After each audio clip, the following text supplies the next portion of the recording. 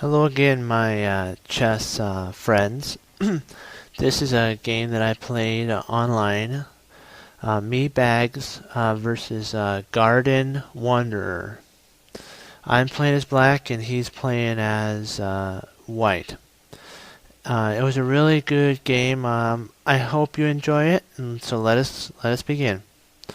It went E4, C5, D4, C takes D, C3. He's doing a gambit on me, so then he plays knight takes c3. I'm up a pawn. Then I go knight c6. I'm trying to keep my pawn, or even if I have to give it back for position, I'll do that. He brings another knight out, knight to f3. And then I go d6. The reason I'm going d6 is, if you notice, it lets out my light squared bishop on c8. He goes c4. I go e5. e5 opens up my light squared bishop down a humongous line. It does d7, e6, f5. Then it goes g4, and then it even attacks the h3. So it's a really good opening. He castles. I go bishop e6. I'm ready to trade because I see I'm a pawn up. If I can trade down my pieces, I'll be into a winning endgame a pawn up. He trades. I trade. He goes bishop queen to b3. I go d7. I'm now protecting the e6 and the b7 pawn because the white queen was attacking those two pawns. I go g5. He goes knight g5. I go h6. And that's to protect if he wants to jump in. Maybe if I castle, then he wouldn't be able to fork my both rooks on the if I castle queenside. He takes, then I move my bishop up, and I'm not too upset. I gave back my my pawn for position, and you'll see later on how it works. He goes knight takes, g7 check. I move. Because now he has to move out, then I trade. Do you see now how my queen can take the pawn? I can even bring my knight up that's at c6 to d4 and fork his queen and the pawn. So I'm going to win the pawn back, so don't worry. I go d4, like I said, forking both.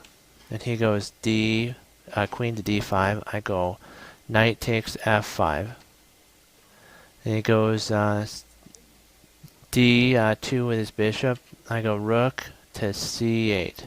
Now, if he moves his knight, if he moves knight, I can swing it down to c2, and then I can have a great rook on the second rank, and sooner or later I get my other rook down there too.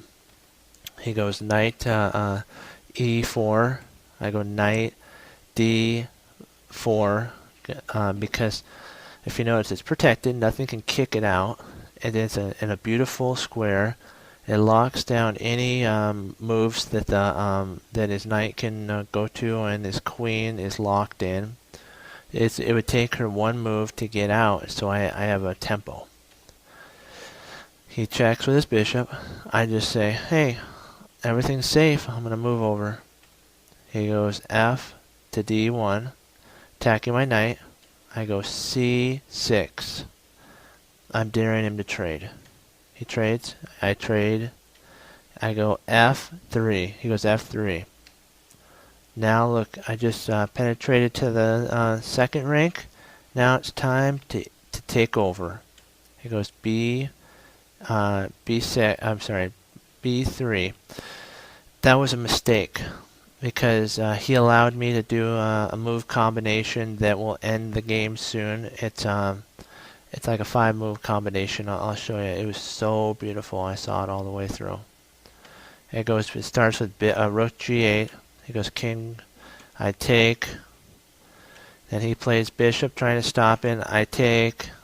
He moves. I take with my knight.